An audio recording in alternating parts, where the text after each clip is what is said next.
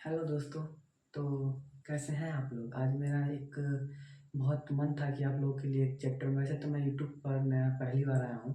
तो आप लोगों के लिए मैं एक चैप्टर क्लास 10वीं यूपी बोर्ड को देखते हुए 2025 और 26 के लिए बहुत ही महत्वपूर्ण चैप्टर है फिजिक्स का। मैं फिजिक्स पढ़ा रहा हूँ। फिजिक्स का सबसे महत्वपूर्ण चैप्टर है प्रकाश का परावर्तन तथा अपवर्तन। इंग्लिश में लाइट कहते हैं, लाइक रिफ्लेक्शन या समथिंग, इंग्लिश नहीं पता, मतलब कि हिंदी में प्रकाश का परावर्तन तथा अपवर्तन कहते हैं। ठीक, आज का इस चैप्टर को मैं अच्छी तरह से आप लोग को डिस्कस करेंगे और जहाँ तक मैं चाहूँगा कि आप लोग अच्छी तरह से पढ़ें, ठीक है? तो जितना मेहनत लगा के पढ़ेंगे उतनी अच्छी तरह से समझ में आएगा। तो बिना टाइम गवाए हम लोग आइए शुरू करते हैं। ठीक, हमारा टॉपिक है जिसका नाम है प्रकाश। प्रकाश का परावर्तन तथा अपवर्तन। प्रकाश से ही ये चैप्टर शुरू हुआ है। तो पहले प्रकाश को डिस्कस करते हैं। प्रकाश एक्चुअली है क्या? प्रकाश एक प्रकार की ऊर्जा है जो हमें अपनी उपस्थितियों में वस्तु को दिखाने में सहायता करती है। आप ऐसे समझ लीजिए कि मैं इस रूम में हूँ और आप मुझे इस कैमरे के माध्यम से देख ले रहे हैं। तो प्रकाश पहले मेरे पास आ रहा है और टकराने के बाद आपके पास जा रहा है। तो ये प्रकाश का क्या हो रहा है? रिफ्लेक्शन हो रहा है। तो प्रकाश अगर इसकी उपस्थिति नहीं होगी तो आप किसी भी वस्तु को देख नहीं पाएंगे। तो इसका साफ साफ परिभाषा, सीधा परिभाषा बनता है कि प्रकाश एक ऐसी वस्तु है, प्रकाश एक ऐसी ऊर्जा है जो हमें अपनी उपस्थिति में वस्तुओं को दिखाने में सहायता करती है। ठीक, प्रकाश की उपस्थिति में ही हम किसी वस्तुओं को देख पाते हैं और उसका रंग, कलर, इसके बारे में आगे डिस्कस करेंगे। चैप्टर 2 का है, लेकिन इसके उस प्रकाश की वजह से ही उसके रंग रूप के बारे में हम लोग को पता चलता है, देख पाते हैं अपने नेत्रों के द्वारा। तो प्रकाश एक प्रकार की ऊर्जा है जो हमें अपनी उपस्थिति में वस्तु को दिखाने में सहायता करती है। ठीक, प्रकाश के कुछ गुण होते हैं जो मैं आपको ऐसे बता दे रहा हूँ। आप शायद पढ़े भी होंगे, स्कूल में पढ़ते होंगे, तो इसे रिवीजन टाइप पर समझ लीजिएगा। तो प्रकाश एक प्रकाश की ऊर्जा है जो हमें अपनी उपस्थितियों में वस्तु को दिखाने में सहायता करती है। प्रकाश के कुछ गुण होते हैं। प्रकाश के गुण ये होते हैं, प्रकाश का जो तरंग दैर्ध्य होता है, तरंग दैर्ध्य प्रकाश परास कहते हैं उसे, उसका 3900 एंगस्ट्रॉम से 7800 एंगस्ट्रॉम होता है। ठीक,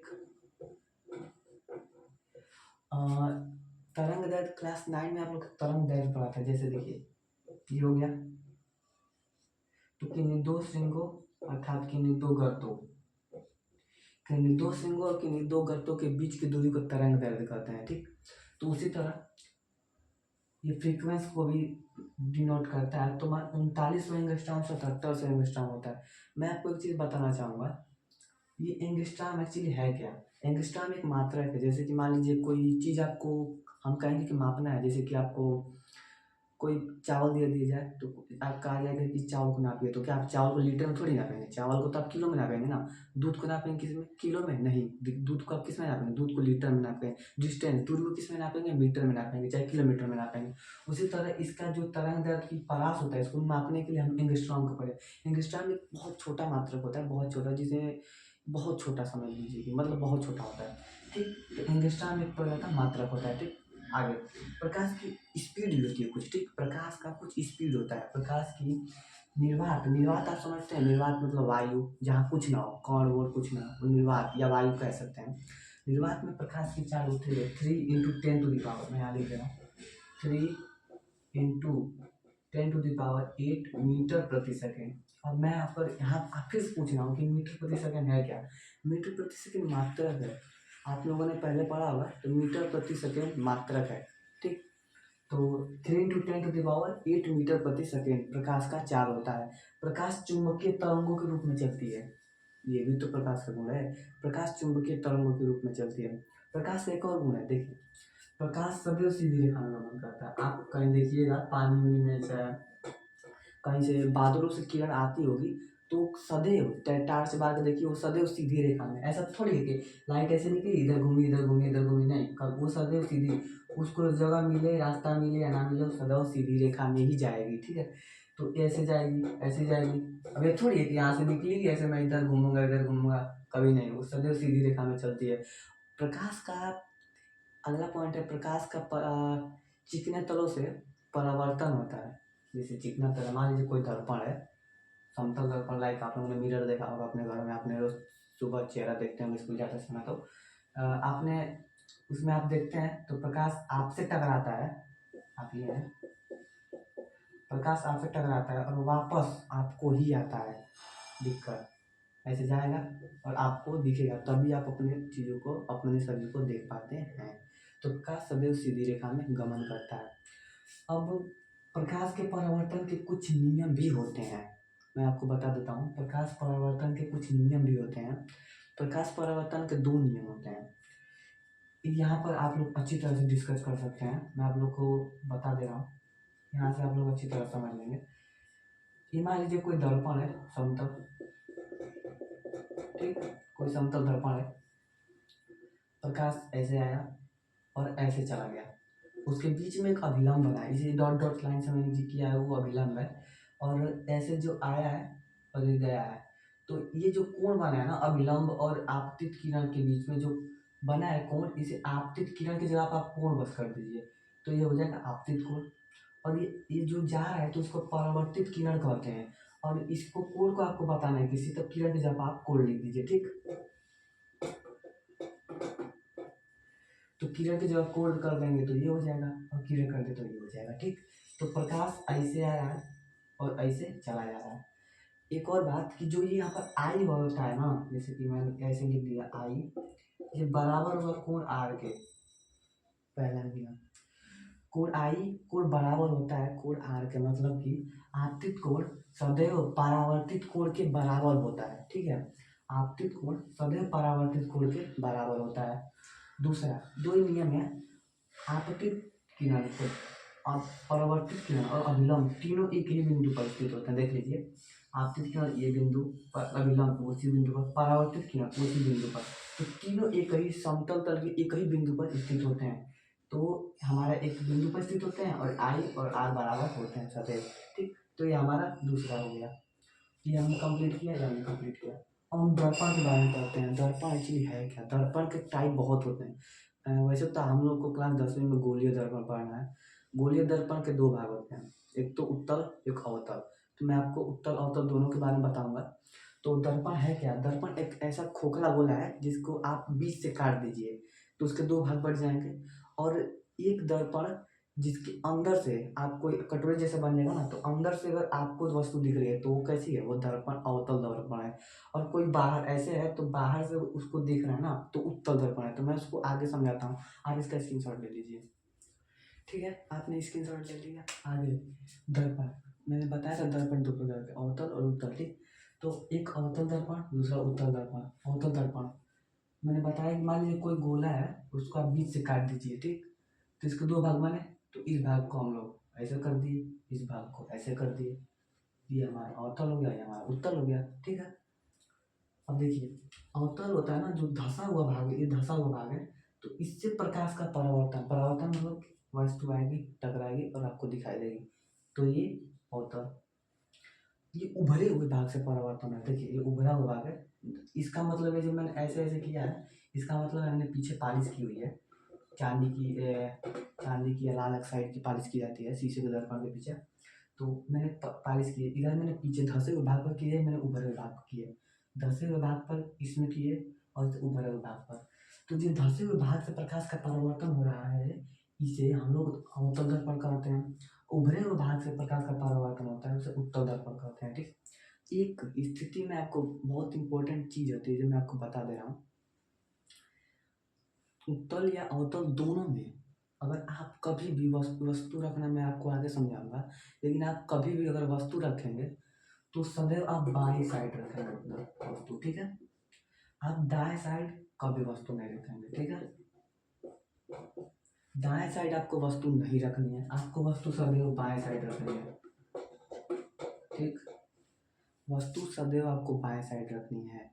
इसको आगे मैं आपको डिस्कस करूंगा कि आखिर हमें वस्तु बाएं साइड क्यों रखनी है चाहिए, लेकिन आपको वस्तु सदैव बाएं साइड ही रखनी है, दाएं साइड आपको नहीं रखनी है।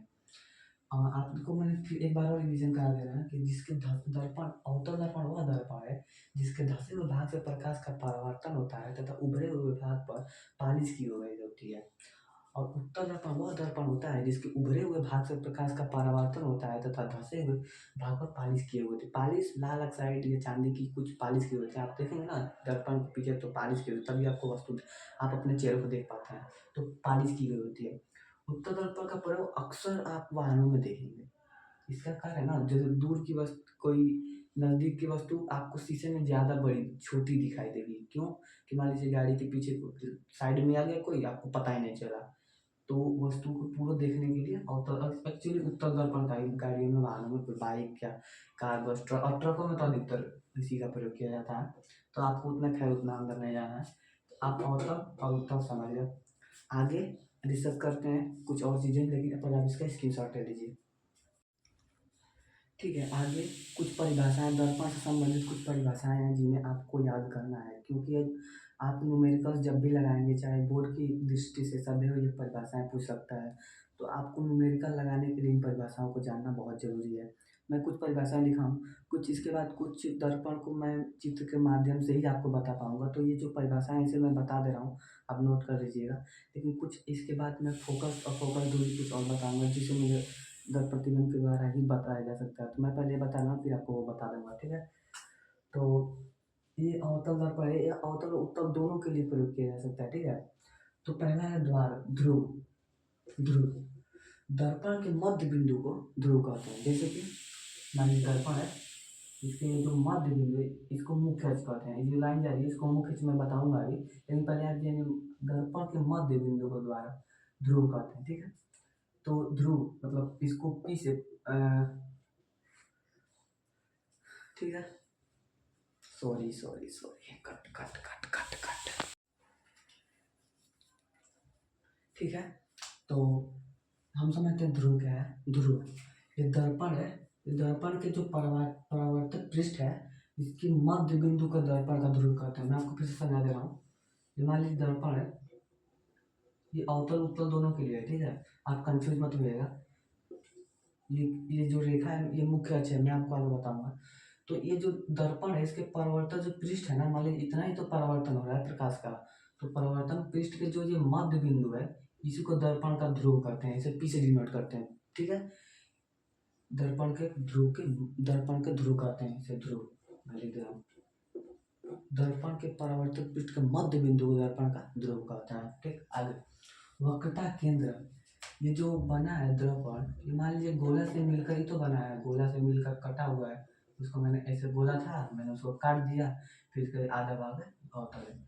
तो ये जो दर्पण है उसके कुछ केंद्र तो होगा। आपने याद कीजिए, आप मैथ में वृत्त पढ़े होंगे, वृत्त की त्रिज्या भी होती है, केंद्र भी होता है। इसको पूरा लें तो पूरा व्यास भी हो जाता है, ये परिधि हो जाती है। ठीक, तो ये जो है इसके केंद्र को हम वक्रता केंद्र कहेंगे। जैसे कि मान लीजिए ये गोलीय दर्पण है, तो गोलीय दर्पण इसे गोलीय दर्पण ही तो कहेंगे। अवतल दर्पण गोलीय दर्पण जिस खोखले गोले का कटा हुआ भाग होता है, मतलब गोलीय दर्पण जिस खोखले गोले का कटा हुआ भाग होता है, उसके लिए केंद्र को ही वक्रता केंद्र कहते हैं, और उसकी त्रिज्या को ही वक्रता त्रिज्या। आप एक ही परिभाषा से दो परिभाषा बना लेते हैं कि गोलीय दर्पण जिस खोखले गोले का कटा हुआ भाग होता है, ये कटा हुआ भाग है, तो जिस खोखले गोले का कटा हुआ भाग होता है, उसके केंद्र को ही वक्रता केंद्र कहते हैं। और वक्रता केंद्र की जगह पर आप त्रिज्या लगा देंगे तो उसी को वक्रता त्रिज्या कहते हैं और वक्रता केंद्र कहते हैं। ठीक है, आगे मुख्य अक्ष। मैं आपको ये वीडियो फिर देखनी नहीं पड़ेगी अगर आप दिल लगाकर पढ़ें। थोड़ा सा मेहनत कीजिए, हम आपके लिए मेहनत ही कर रहे हैं, तो आप थोड़ा सा मेहनत कीजिए, आपको याद जाएगा। और मुख्य अक्ष बताते हैं, मैं यही तो है, यही मुख्य अक्ष है। ये जो वक्रता केंद्र है और ध्रुव है को जो मिलाने वाली रेखा है ना, वही मुख्य अक्ष है। सिंपल भाषा में ये जो, इसको परिभाषा में आप ऐसे लिख सकते हैं कि वक्रता केंद्र तथा ध्रुव को मिलाने वाली रेखा को क्या कहते हैं, वो मुख्य अक्ष कहते हैं। ठीक है, तो वक्रता केंद्र और ध्रुव को मिलाने वाली रेखा को मुख्य अक्ष कहते हैं। और अगला द्वारक, इसके बाद हम कुछ चित्र के माध्यम से आपको बता सकते हैं। तो द्वारक दर्पण के जो परावर्तक पृष्ठ है, इसके व्यास को दर्पण का द्वारक कहते हैं। सिंपल, अगर दर्पण इतने में परावर्तन कर रहा है, इतने में परावर्तन कर रहा है, तो इसको व्यास कहें, दर्पण का द्वारक कहेंगे। इतने में कर रहा है तो इसको द्वारक कहेंगे। मतलब दर्पण के जितने परावर्तक पृष्ठ को जितना वो परावर्तन कर रहा है, उसी को दर्पण का द्वारक कहेंगे। ठीक है, दर्पण के जितने व्यास में वो दर्पण प्रतिबिंब आने वाली किरणों का परावर्तन कर रहा है, उसे दर्पण का द्वारक कहते हैं। आगे मैं आपको मुख्य अक्ष बताऊंगा, मेरी बात गौर से सुनिए। मुख्य अक्ष जानना बहुत जरूरी है, इससे एमसीक्यू बनता ही बनता है। आपको एमसीक्यू करना बहुत जरूरी है, क्योंकि आप सिर्फ बोर्ड की दृष्टि से मत पढ़िए, आपको आगे जाके 11th 12th अभी आगे बहुत सारी पढ़ना है, तो आपके मुख्य अक्ष जानना बहुत जरूरी है। तो मैं आपको डिटेल में मुख्य अक्ष बताऊंगा कि आखिर मुख्य अक्ष है क्या। आप इसको नोट कर लीजिए और इसको रिवीजन करते रहिए, रिवीजन करना छूट जाएगा, ठीक है। अब मैं मुख्य फोकस बताने की आपको कोशिश करता हूँ, आप प्रयास कीजिएगा जानने की। मुख्य फोकस और फोकस है क्या। ये जो दर्पण है मैं आपको बता चुका हूँ, दर्पण के परावर्तन पीठ के मध्य बिंदु को दर्पण का ध्रुव, दर्पण के गोलीय दर्पण जिस खोखले को लेकर कटा हुआ भाग होता है उसके केंद्र को वक्रता केंद्र और उसकी त्रिज्या को वक्रता त्रिज्या, ठीक है। वक्रता त्रिज्या और जो ध्रुव होता है, मान लीजिए वक्रता त्रिज्या है और ये ध्रुव है, तो इसकी बीच की जो दूरी होगी ना,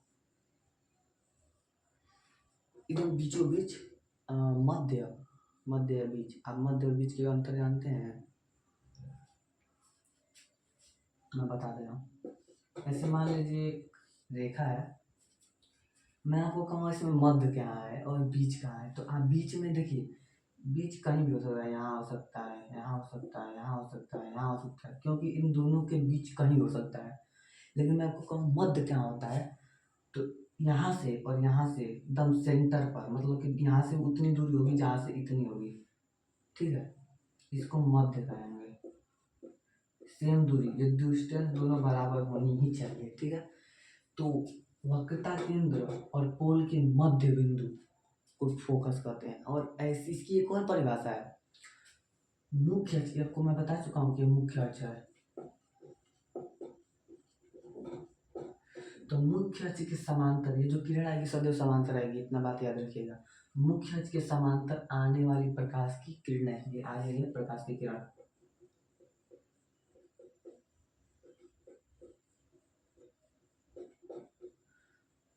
मुख्य अक्ष के समांतर आने वाली प्रकाश की किरणें, ये प्रकाश की किरणें दर्पण से, ये दर्पण है अवतल दर्पण,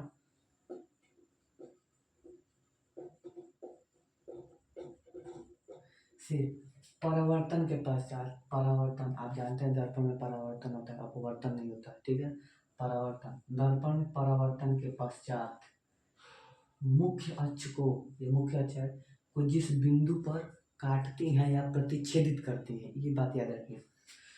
आएगी, दर्पण से परावर्तन होगी और मुख्य अक्ष को काटेगी, ठीक है। तो मुख्य अक्ष को जिस बिंदु पर काटती है उससे फोकस करते हैं या मुख्य फोकस करते हैं। तो आप दो परिभाषा हो सकती है, वक्रता केंद्र और ध्रुव के मध्य बिंदु को फोकस, दर्पण के आप समांतर आने वाली किरणें मुख्य परावर्तन के पश्चात मुख्य अक्ष को जिस बिंदु पर काटती हैं उसे फोकस कहते हैं या मुख्य फोकस कहते हैं, ठीक। और फोकस दूरी, ये बहुत इंपॉर्टेंट है, ये महा इंपॉर्टेंट है, समझिए आपके लिए महा इंपॉर्टेंट है आपके लिए।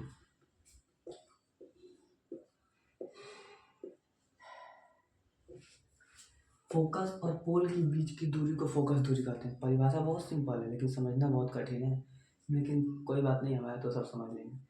फोकस और पोल के बीच की दूरी को फोकस दूरी कहते हैं। अब इसे हम लोग लिखते हैं स्मॉल एफ से, ठीक है।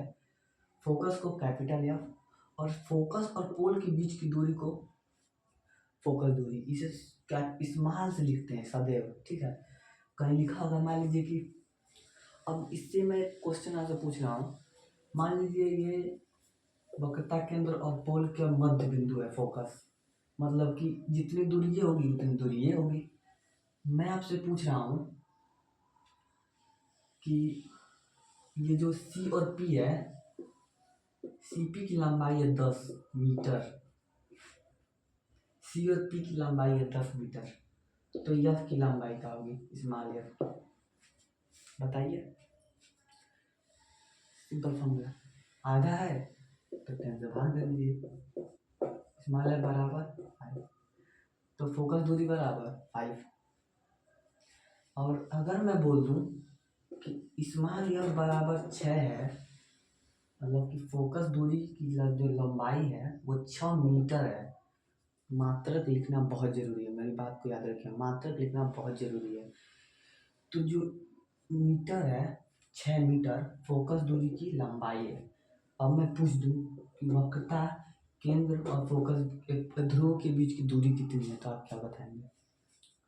सिंपल, सिंपल से गुणा कर दीजिए, तो 6 दूना के 12, तो इसकी जो लंबाई होगी 12 मीटर हो जाएगी। ठीक है, उसी तरह मैं बोल सकता हूँ, जैसे कि इस मान लें कि लंबाई 6 मीटर है, तो वक्रता के अंदर फोकस के बीच की दूरी 6 मीटर, क्योंकि मैं बता चुका हूँ आपको जितनी दूरी ये होगी उतनी ही दूरी ये होगी, इतना याद रखिए। तो फोकस दूरी एक्चुअली हमारा पॉइंट है, लेकिन आपको ये समझाना बहुत जरूरी है। तो फोकस और पोल के बीच की दूरी को फोकस दूरी कहते हैं। इसे मैं बार बार ध्रुव नहीं कहूँगा, पोल ही कह देते, POLA, पोल। तो फोकस और पोल के बीच की दूरी को फोकस दूरी कहते हैं। आप इसका स्क्रीनशॉट लीजिए, बनाएंगे उसमें आगे जब गोलीय दर्पण द्वारा प्रतिबिंब रखने की स्थितियों को बताएंगे, तो आप उसके 3 नियम होते हैं, उत्तल और उत्तल दोनों के लिए सेम होता है, कुछ में प्रतिबिंब आभासी बनता है, कुछ में वास्तविक बनता है। तो आप पहले इसका स्क्रीनशॉट ले लीजिए, जब हम अगला पार्ट 2 बनाएंगे वीडियो, उसमें आपको उसके बारे में डिस्कस करेंगे।